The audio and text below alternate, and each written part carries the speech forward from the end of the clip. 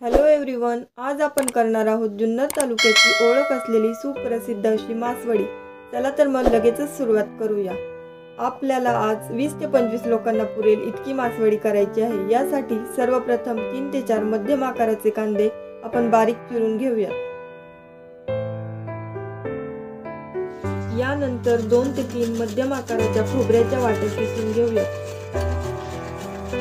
खोबरं किसून झाल्यानंतर 2 मोठ्या वाट्या इतके तीळ साफ करून घेऊया। तीळ साफ करून झाल्यानंतर 1 मोठी वाटी लसूण सोलून घेऊयात व 2 इंच आल्याचा तुकडा काढून घेऊयात। सर्वप्रथम तीळ मंद आचेवर चांगले भाजून घेऊयात।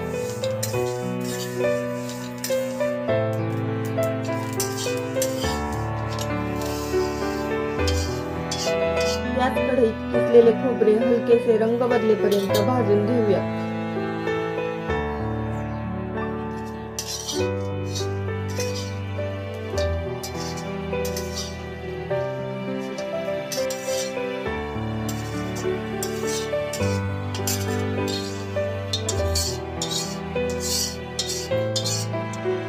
नंतर कढईत थोडेसे तेल घालून लसूण परतून घेऊयात, जेणेकरून लसणाचा उग्रपणा कमी होईल।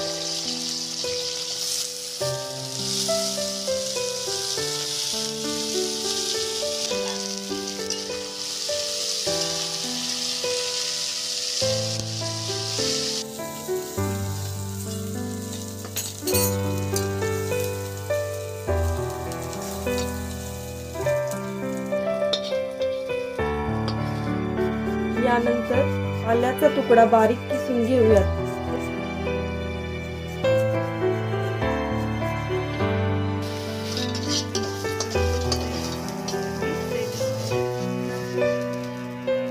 पुन्हा त्याच कढईत थोडेसे तेल टाकून कांदा भाजून घेऊयात।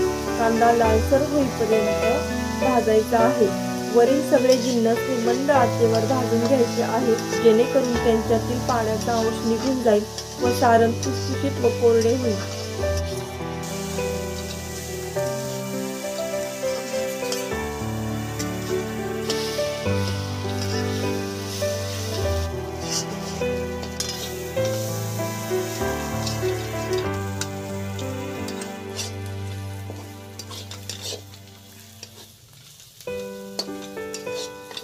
आता भाजलेले तीळ मिक्सरच्या भांड्यातून ओबडधोबड वाटून घेऊयात।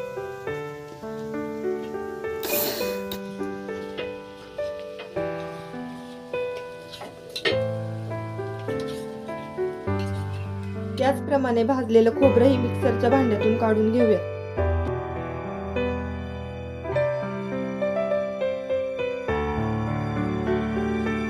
त्यानंतर तळलेला लसूण जाडसर वाटून घेऊयात।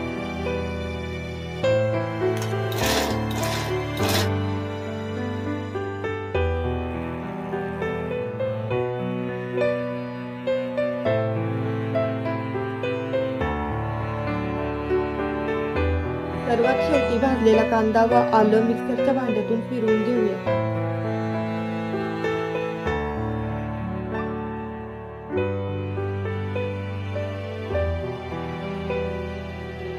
त्याच कढईत 3 ते 4 चमचे तेल घेऊयात व जिरा मोहरीची फोडणी देऊयात। जिरा मोहरी तडतडल्यानंतर त्यात 2 चमचे आले लसूण पेस्ट टाकूया। 1 चमचा हळद, 1.5 चमचा लाल तिखट टाकून ते व्यवस्थित परतून घेऊयात।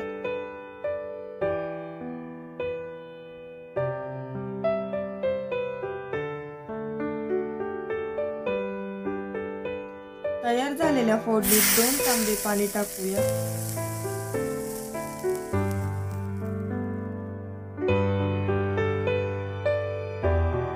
यानंतर थोडीशी कोथिंबीर व चवीपुरते मीठ घालून या पाण्याला दणदणीत अशी उकळी काढून घेऊया।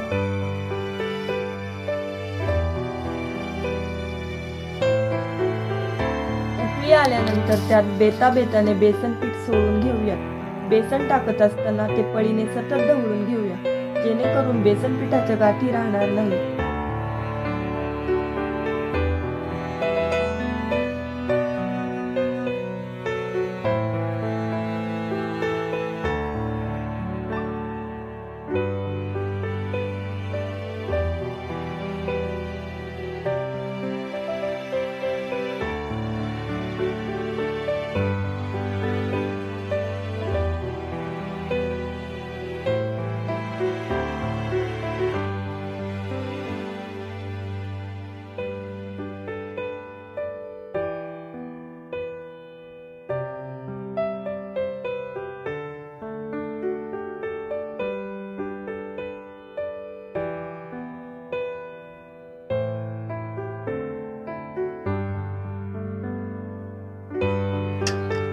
आवश्यक इतके बेसन पीठ टाकल्यानंतर ते व्यवस्थित हलवून घेऊयात. त्याच्या गुठळ्या झाल्या असतील तर त्या फोडून घेऊयात व बेसन झाकण ठेवून मंद आचेवर चांगले शिजून घेऊयात.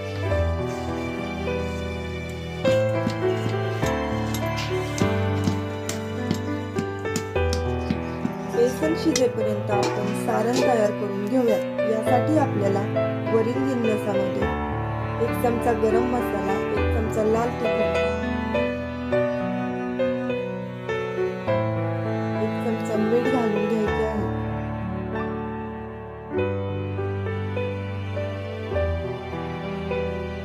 व्यवस्थित एकजीव करून घेऊया.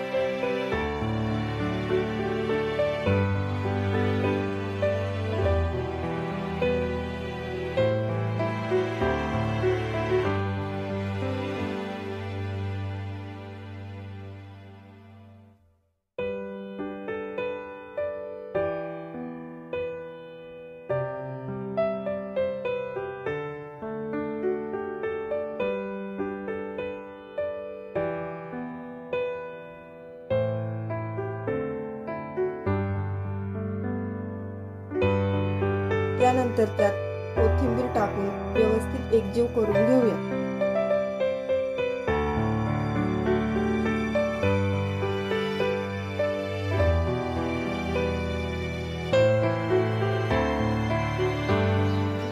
आपलं बेसन व्यवस्थितपणे शिजलेलं आहे.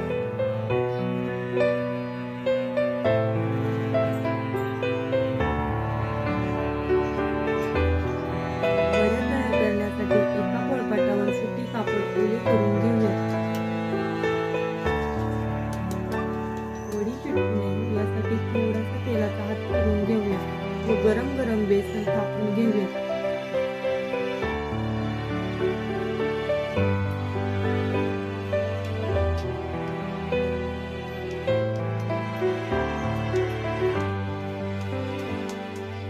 बेसन थापताना हाताला पाणी लावून घेऊया जेणेकरून आपले हात भाजणार नाही.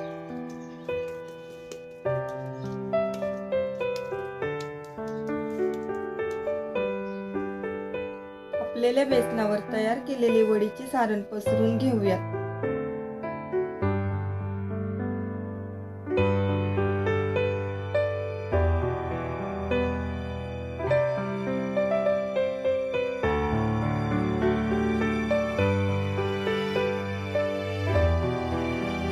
व वडीला आकार देण्यासाठी रोल करून घेऊयात. केलेल्या रोलला व्यवस्थितपणे थापून घेऊया.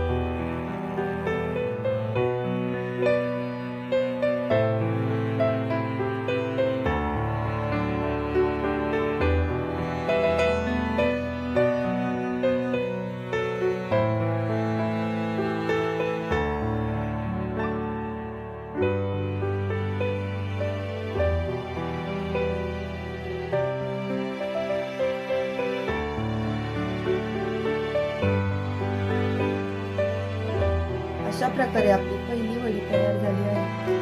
एका ताटाला तेलाचा हात लावून वडी ताटात काढून घेऊयात.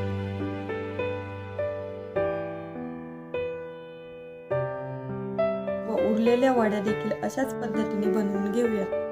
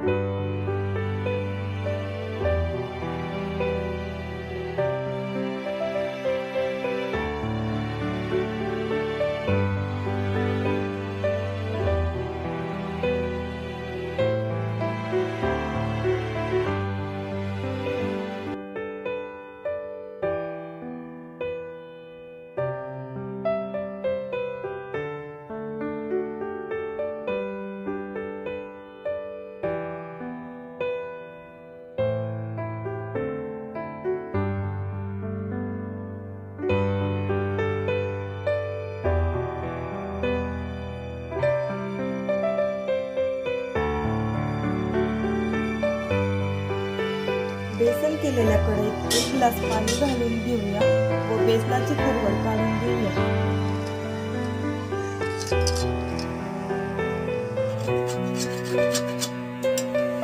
दुसऱ्या एका पातेल्यात 5 ते 6 चमचे तेल घालून घेऊया।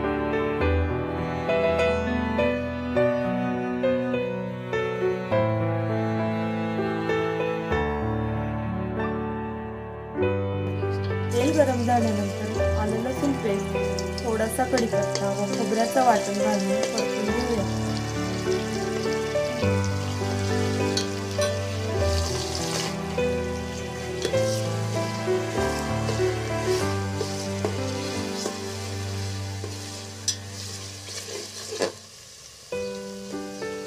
याच फोडणीमध्ये 2 चमचे धना पावडर, 2 ते 2.5 चमचे लाल तिखट, 2 चमचे कांदा लसूण मसाला घालून ते व्यवस्थित परतून घेऊया।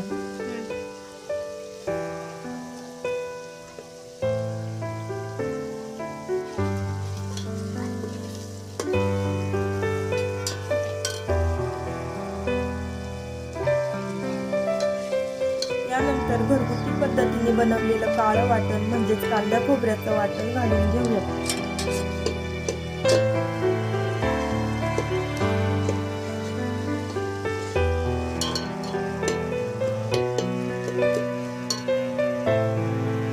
लगेचच भरपूर कोथिंबीर व बेसनाची खरवड देखील टाकून घेऊया।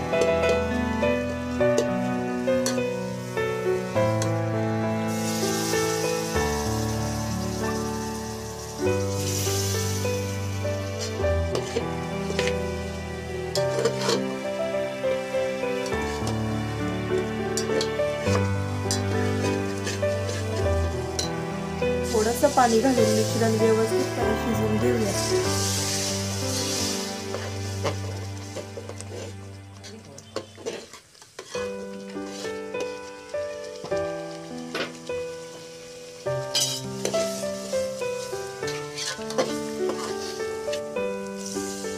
तयार केलेल्या वड्यांच्या कडा कापून घेऊन त्या मिक्सरमधून फिरवून घेऊयात, जेणेकरून आपल्या रश्श्याला घट्टपणा येईल।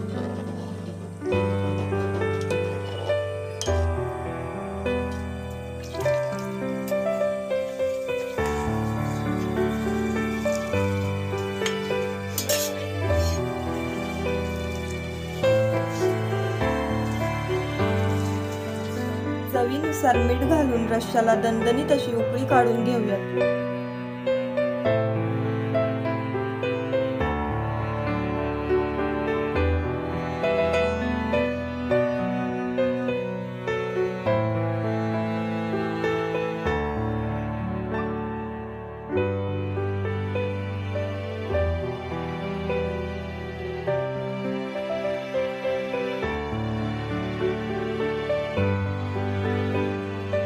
अशा प्रकारे आपला मासवडीचा रस्सा तयार आहे। आता आपण थापलेल्या वड्या बारीक पीसेस मध्ये कट करून घेऊयात। चला तर मग आपली गरमागरम अशी मासवडी खाण्यासाठी तयार आहे।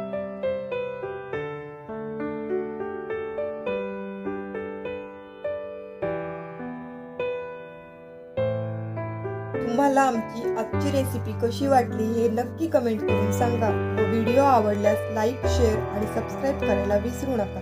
व्हिडिओ पाहिल्याबद्दल धन्यवाद।